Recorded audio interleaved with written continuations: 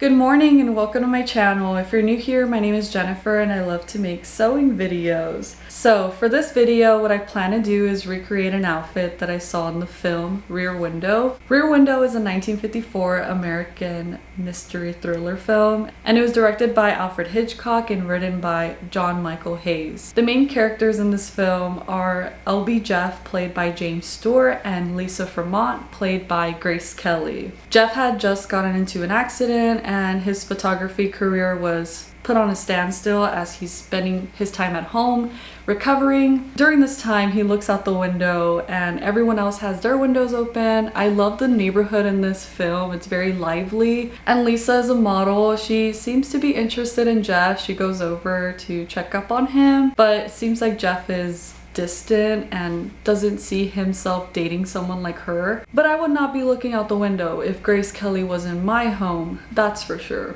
Lisa still tries to pursue Jeff and she sees that Jeff is taking an interest in looking out the window into these people's lives, and she does tell him, like, stop butting into other people's business and such. But then a potential murder mystery occurs and Jeff is even more enthralled in this case, and now Lisa is also intrigued by what is going on. She wants to figure out what is happening. But I really love the shots in this film. Everything was taken from the point of view of the apartment itself, except for some other key scenes. And I like when he would use his binoculars. We also got that zoomed in effect. Kind of creepy, like, put the binoculars down, Jeff. But overall, this was a really beautiful film and a fun summer watch. And most of all, we're here for the fashion side of things. So the costume director was Edith Head, because of course it was.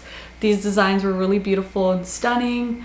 I would like to recreate all of these outfits, but they're pretty expensive. But for now, the outfit that I'll be making is the green skirt and the white wrap top.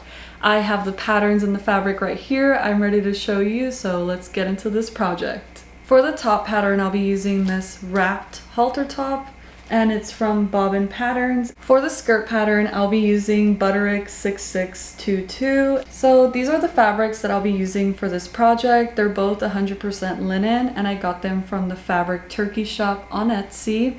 And I really love this green color. I think it's really close to the green that Grace Kelly wore in the film. Of course, it'll look different in certain lightings, but this is as close as I could get. You know, online you can't always order samples as well, so I got lucky. This fabric is a little more lightweight as well. I don't know if it will do good as a skirt, but I'll use a slip skirt underneath so you can't see. But I think it looks lovely, so it'll be fine. This is the fabric that I'll be using for the top. I also won't be lining it. I guess I'll just wear a slip dress underneath. But yeah, it's really beautiful, so I can't wait to get into this project. Okay, hello. So here I have my lovely assistant, and I put the mock-up on this mannequin because I didn't want to wear it. Oopsie. But here's a skirt. It is just one panel of fabric, which I thought was pretty cool. Less cutting for me, I'll take it. I really love this halter top and how the neckline is sort of cascading down to the sides. It's so beautiful. I'm pretty happy with the fit, no notes. So I will go into ironing this fabric and then cutting out the pattern.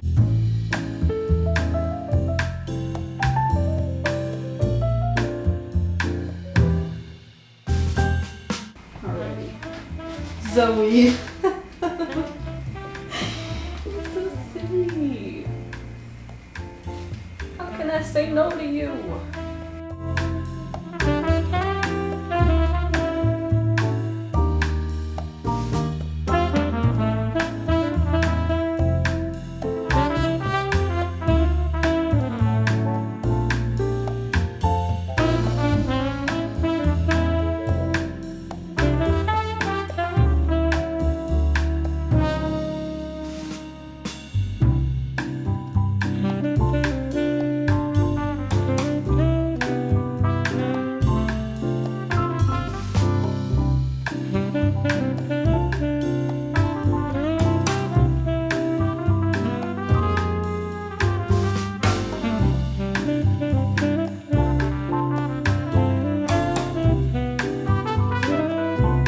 My matcha is done and so am I. I'm tired.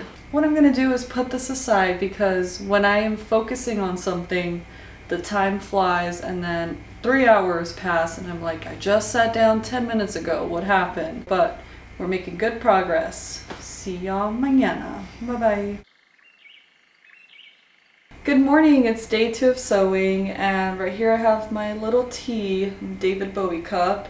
I kind of have a hoarse throat today. I don't know what it is, maybe allergies, but sorry if you can hear that. I hope this tea makes me feel better, but let me put it aside. So yesterday I finished cutting out all the pattern pieces, and today I'll start preparing these pieces by stay stitching, serging, and then sewing all the darts. But I think I'm gonna start with the skirt today just so I know where it hits on my waistline, and then I can work on the top afterwards. So let's get into this project. The first step I did was stabilize the neckline, arm side, and the top edge of the back bodice, and I pressed them in place. Following that, I stay stitched all around the pattern pieces for both the blouse and the skirt. And then I serged all the edges as well.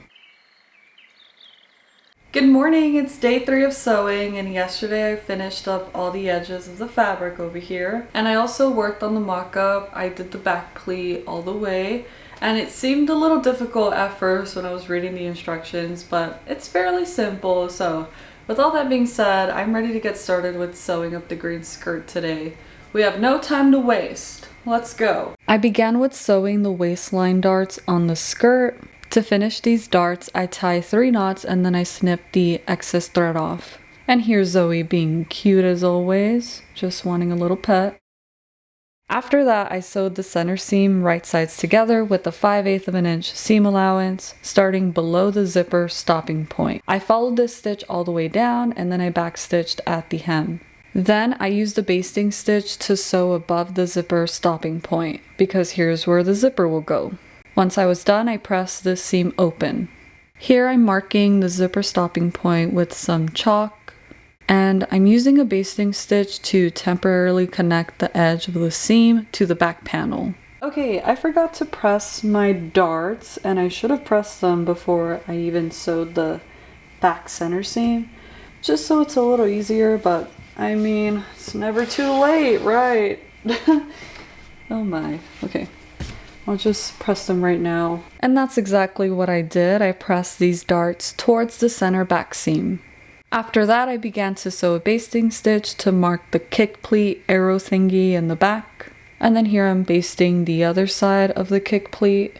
I also used a basting stitch to connect the back panels above the zipper stopping point and also below the kick pleat. These will be temporary stitches, but I'm going to use them to press the skirt into place.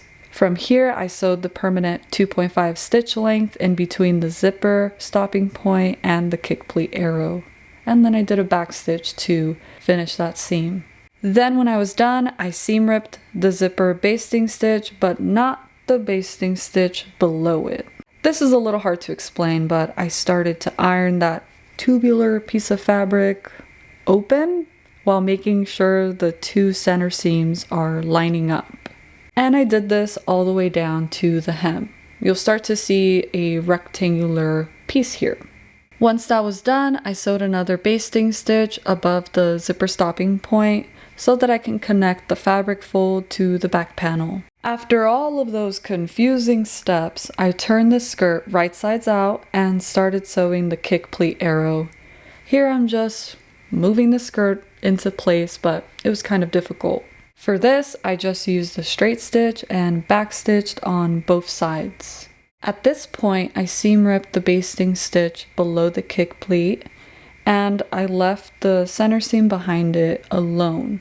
This is what gives you space to kick. I guess that's why they call it a kick pleat, but yeah, it's all gonna still be connected. Hello, I'm just taking a little break and eating some cherries. As I was taking my break, I read the instructions, and in all honesty, I did not read the required tools on the pattern itself. Okay, notions needed, 1 yard of belting and 1 yard of pre-shrunk gross grain ribbon. I should read the instructions before I get started and take notes. That is my lesson for today, but You live and you learn. I do have this band roll. I don't know if this can be a substitute for belting. I'm guessing so. So I'm gonna use it. And I don't have any substitutes for the gross grain ribbon, so I am gonna order it online. It is gonna add a bit more time. For now, I can at least sew the zipper in place and then set aside the skirt, and then we can jump into the top. Here, I snipped the zipper basting stitch, which in hindsight, I shouldn't have done, but oh well. It would have helped me attach the zipper more smoothly because I could have just followed the zipper teeth with that line, but it happened, you know, oh well. Just letting you know in case you do this. I will be using this 9-inch zipper that is not the same shade. The pattern calls for a 7-inch zipper, so I did shorten this later. I decided to sew a basting stitch in the center seam so that the edge doesn't flop around as I'm attaching the zipper. And this is how it turned out. During this process, I did a whole lot of pressing.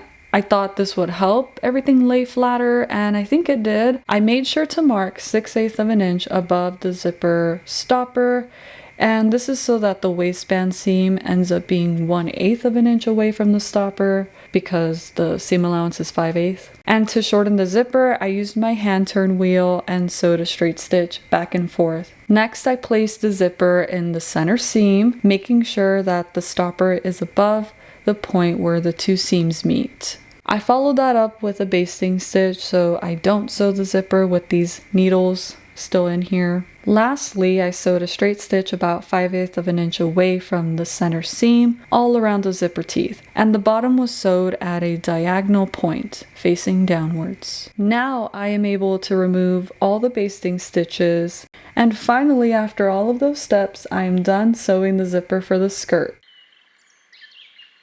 Good morning, it's day 4 of sewing, and it has been about 2 weeks since I've last filmed. I was busy studying and I finally took my test, so I got that out the way. Anywho, I left off on the skirt and I had attached the sides and also the zipper, but I hadn't attached the waistband yet. I ordered the rest of the materials that I needed for this project and it finally came in the mail, so let me show you what I got. The first thing I got is this 1-inch gross grain ribbon, this rayon seam binding, these adorable little buttons, and this 1-inch band roll. I started off with ironing the waistband because it got wrinkled. Next, I'm pressing the seam allowance inwards 1/4 of an inch, and I did this all the way around. And then I pressed the edge inwards again while using clips to hold this in place. Following that, I sewed a basting stitch closely to the inside fold, and I used a white thread for this. Then I placed the waistband's wrong side facing the right side of the skirt. Here I'm using a basting stitch in black thread so that I can sew a top stitch without pins. And then I sewed a top stitch 1/8 of an inch away from the edge all around the waistband. After that, I get to seam rip all the basting stitches. And here's how the waistband looks, except I'm not done yet because I have to finish the inside. Here I will be adding the gross grain ribbon. For this, I'm turning in the raw ends and clipping it in place. And I'm sewing this ribbon down using a slip stitch all the way around the waistband. I am also sewing the ribbon about 1/8 of an inch away from the edges, so you can't see this awfully bright lime green when I'm wearing the skirt. I finished the waistband, and these are 2 totally different shades of green, but I don't know, I tried to look for this shade of green, but I couldn't find it anywhere, and I just went with what I could find. Sometimes my perfectionism gets in the way and I spend forever looking for something, and then the season already passed and it's no longer like appropriate to wear that garment. Like, I don't really care about dressing with the season, but what I mean by that is it is cold already and it's not like I can wear a wiggle skirt. But that's why I decided to just buy these items and go for it because I want to wear this for the summer and I think it'd be really nice. And it's on the inside, okay? Nobody's gonna see it. Only y'all know. It's a secret between us. But it's fine. I'm starting to care less and less about those little things. I care about the garment construction, of course, but stuff like this, you're gonna win and lose some battles, you know. I lost this one. But it's cute, okay? Anyways, I really like this waistband application. I think it went by smoothly. I would recommend it, but I will say that the waistband is really thick now, so I'm scared to add a buttonhole. I don't want to break a needle. If I were to do it, I think I'm gonna make a sample with the same exact technique, like just a different piece of fabric, and see how that looks like, because I'm also worried if the buttonhole would even open up enough to let the button slide through. So I'm gonna do some tests. I just sewed my little sample so that I can see how the buttonhole comes out. Okay, so here I'm sewing the buttonhole and it came out smoothly, no broken needles, thank goodness. And to prevent fraying, I added fabric glue on the edges. I do use tweezers because this spout is kind of big, but I wash my tweezers afterwards. It's fine. And once I was done with that, I set the skirt to the side. Right now I'm just letting the skirt dry up behind me because I added that fabric glue, but I'm gonna go ahead and start working on the blouse. And I'm a little bit nervous. I feel like this is the theme for this video. I'm just gonna try my best, so let's get started on making this blouse. The first step I did for the blouse was sew all the darts on the bodice. For the front there were 6 bust darts and also 2 really small shoulder darts. The last darts I sewed were the 2 back darts, and I finished off these ends with 3 knots and trimming the excess thread off. Once that was done, I pressed the bust darts away from the center. I also pressed the shoulder darts towards the neckline. And lastly, I pressed the back darts towards the center. Here I'm following the instructions and I pressed the neckline twice, 1/4 of an inch each time. And then when I was done, I used a slip stitch to sew it in place. After that, I added stabilizer to the collar pieces only on one side. Then I pinned the collar pieces right sides together. I followed this up with the straight stitch along the curved side and the longer end, and I finished the edge using a overcast stitch on my sewing machine. Good morning, it's day 5 of sewing, and yesterday I was working on the blouse. I had stopped on the collar piece and I still hadn't turned the piece inside out, so I'm going to do that today. I'm just going to continue sewing up the blouse and see how far we get. But I'm feeling pretty confident about this project. It's coming out cute. I started off by snipping the corner of the collar, and this is so that it can lay flat. Then I turned the collar right sides out and used a tool to push out the corner. To get a good press, I pressed this seam open first, and then I pressed the seam flat. And here's how it turned out. Pressing is important. Not necessary, you do you. After that, I sewed a basting stitch on the straight side all the way down. This is where the collar will connect to the bodice. I moved on to sewing the back pieces together. I'm leaving the left side open so I can add a zipper there instead of using the center seam. And here I'm pinning right sides together. Then I sewed this in place using a 1/2 of an inch seam allowance. After that, I pressed the seam facing down. For the front, I'm placing the right side over the left, and I'm pinning these pieces together, and I just followed the pins along both sides. Once that was ready, I used a basting stitch to sew these pieces together. Now I am pinning the bust pieces to the bottom half of the blouse, right sides together, making sure to match my notches. And then I used a 2.5 stitch length and a 1/2 of an inch seam allowance to sew this into place. And just like the back piece, I pressed the seam downwards. Now I am finally sewing the sides, and for the right side, I sewed all the way down using a 1/2 of an inch seam allowance, and then I pressed it open. For the left side, this is where I added the zipper, and I did an upside down zipper, but I ended up seam ripping the zipper out. I'll explain on the next day why I did that. But it came out really good, so that was kind of a bummer, but that's life, and that's sewing for you. Good morning! It's day 6 of sewing, I think. I'm losing count here, okay? After day 5, I don't know what time is. But let me catch you up to speed on the last thing that I did. I had sewn the side zipper on the blouse, and it came out good. The blouse fits perfectly as well. The only thing is that I can't really get the top over my bust without having to shimmy into it and move things around. And I can feel myself putting pressure on the side seam. So I figured let's scratch the side zipper idea, and I'm gonna do a separating zipper in the back.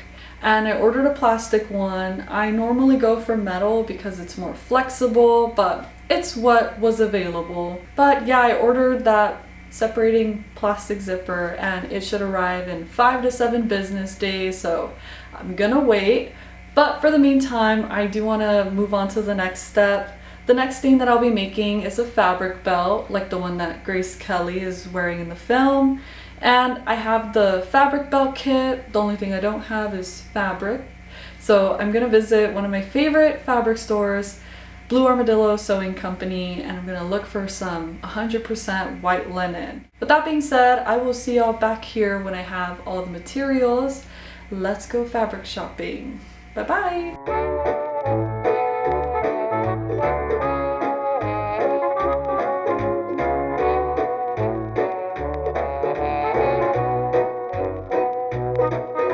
What I went out for, which was this 100% white linen that I'm going to be using for the belt. I also got some threads and colors that I needed, but that's it for the haul. Let me put this away. What I'm going to do now is serge the raw edges of the fabric. I like to do that as soon as I bring fabric home, and then I'm going to hand wash it and air dry it on our clothing line. Once I'm done with that, I will check in with y'all, so I'll see y'all then.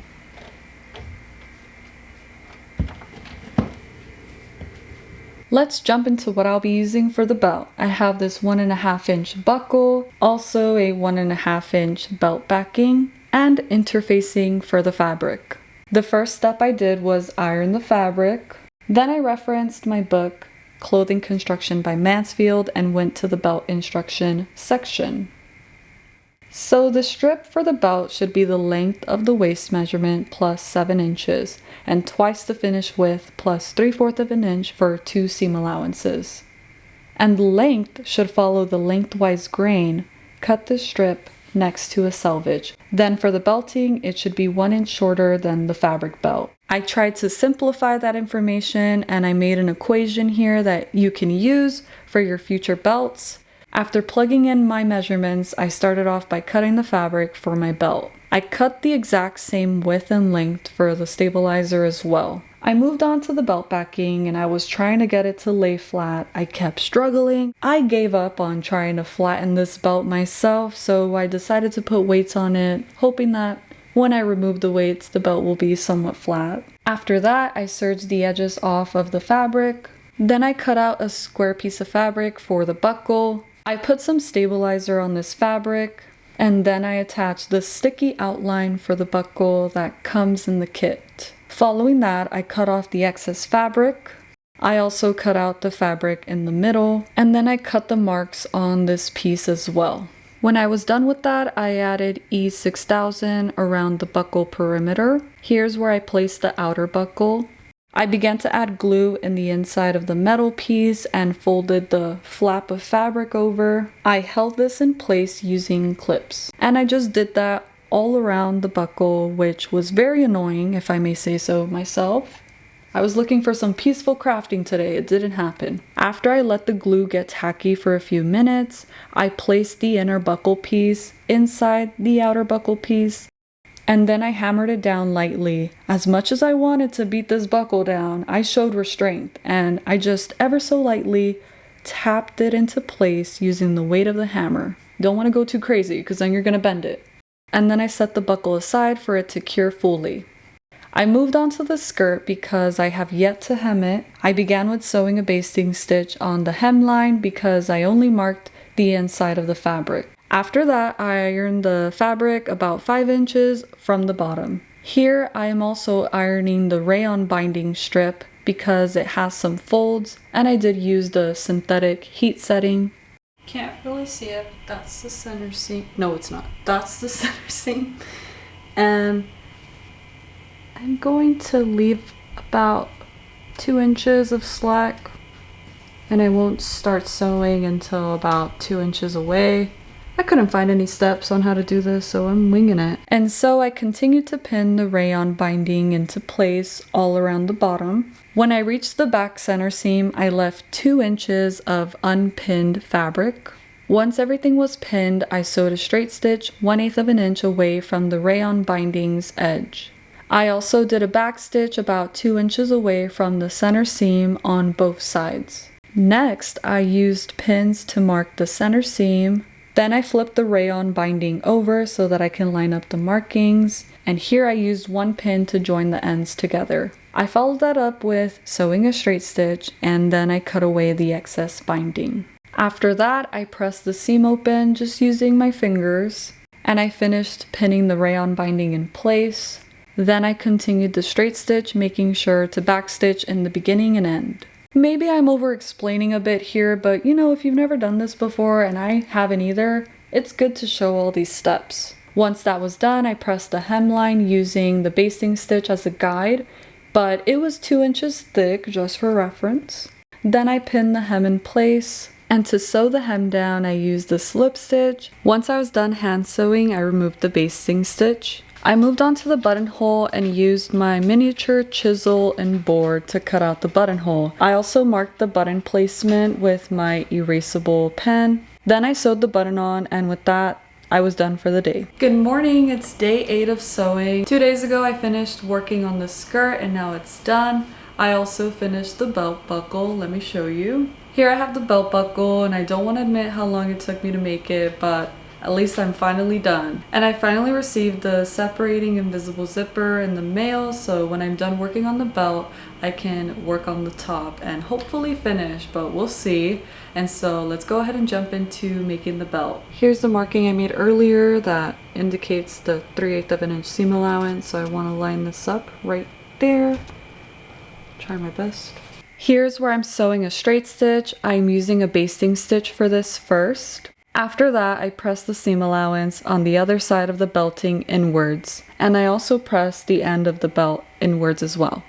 I'm not ironing the belting because it's plastic and it's already sewed in place, so I can just fold it over. Once everything was ironed, I folded the main fabric in half and clipped it into place. I made sure to also tuck in the other end as well. Then it was time to sew the belt in place, and for this I used a slip stitch. Here I'm adding the prong to the buckle. I'm using this really old tool. It used to be my dad's, but it still works. Just gotta use all my force here. Next I marked the hole where the prong will go into, and then I used my awl to poke the hole. It's kinda dangerous, so be careful. Following that, I sewed some thread around the hole. Now it's time to add the belt to the buckle. Then I tucked the end of the belt inside, and I will use a straight stitch here to connect the end to the belt. The last step is adding a spot for the eyelet. After hammering the eyelet in place, I am finally done with the belt. Now that I am finally finished making this belt, I get to move on to the top. So let me get that right now to show you. Okay, so here's the blouse, and you can't really tell what's what, but I last left off on removing that side zipper. And what I'm going to do next is add the separating zipper in the middle here, but I guess it should be simple, right? It's just a zipper. The first step I'm doing is adding a new seam by cutting through the middle back, and then I'm sewing the left side seam all the way down, because here's where the zipper used to be. Now I'm adding the zipper to the back, right sides together, and I'm starting with a basting stitch. Then I zipped up the zipper and I marked the waistline seam. I'm going to use this as a guide to attach the other side. And then I sewed another basting stitch. After those steps, I attached my zipper presser foot and sewed a 2.5 stitch length closely to both sides. And that was all for the zipper. Now it's time to attach the collar pieces. Here I'm lining up the markings and pinning the collar into place. Then I'm sewing a basting stitch to hold these pieces together. Next, I'm making a bias strip out of the linen fabric, and I'm folding it inwards twice and pressing it down. Once that was done, I sewed the bias binding to the armhole, right sides together, using a 1/4 of an inch seam allowance. After that, I cut off the excess seam allowance, but left about 2/8 of an inch. Following that, I sewed an understitch. Then I folded the bias binding inwards and turned it towards the inside of the blouse. I did this along the armhole and used clips to hold this in place. And then I used a slip stitch to sew it down. I moved on to the seam behind the neck. I sewed an overcast stitch first to finish the raw edge. Then I sewed the neckline seam with the basting stitch first, and then with the 2.5 stitch length. After that, I pressed the hem of the top upwards and sewed it down using a slip stitch. And with that, the outfit is finally done, and now it's time for the reveal.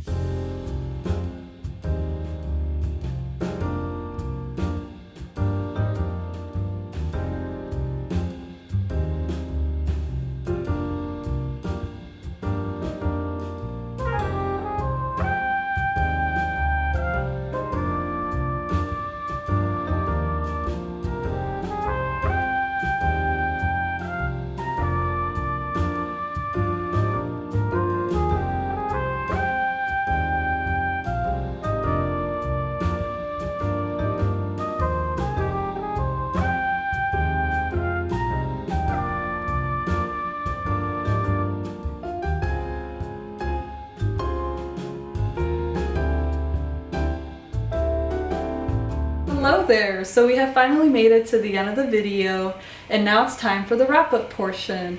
So I want to review all the pieces that I made and talk about them with you all. So let's start off with the top. For the top, I really love the fit. I think it fits perfectly and it's beautiful. I love halter tops. I can't wait to wear this with different outfits. I think I could even dress it down with some pedal pushers, but I love it. For the skirt, I really love the way it came out. I tried a lot of new techniques that I haven't done before, but the waistband is very structured. I love it. For the belt, I think it came out perfect. It came out way better than the first belt that I've made, so I'm happy to see those little improvements. But I love a matchy-matchy moment with the white belt and the white top and the white gloves.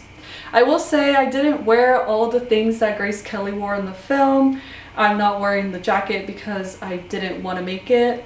I don't have the pattern for it. I don't know how to draft it, and I don't know how much use I would get out of it, honestly. And I also don't have a white pillbox hat like Grace Kelly, but it's okay. I tried my best with what I do have, and I want to tell you all about it. This necklace that I'm wearing, it was gifted to me from my boyfriend's grandmother.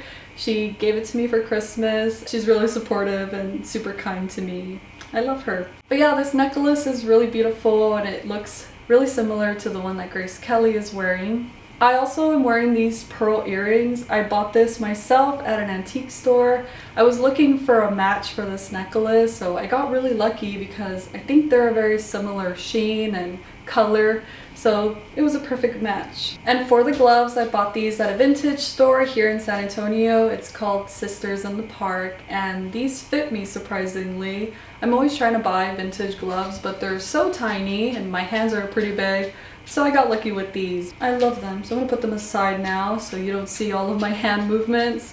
I feel like they dramatize my movements. And the last thing I got for this outfit is this vintage bag. I bought this at the thrift store, and guess how much I paid for it? $2.50, and I was shocked that I found this.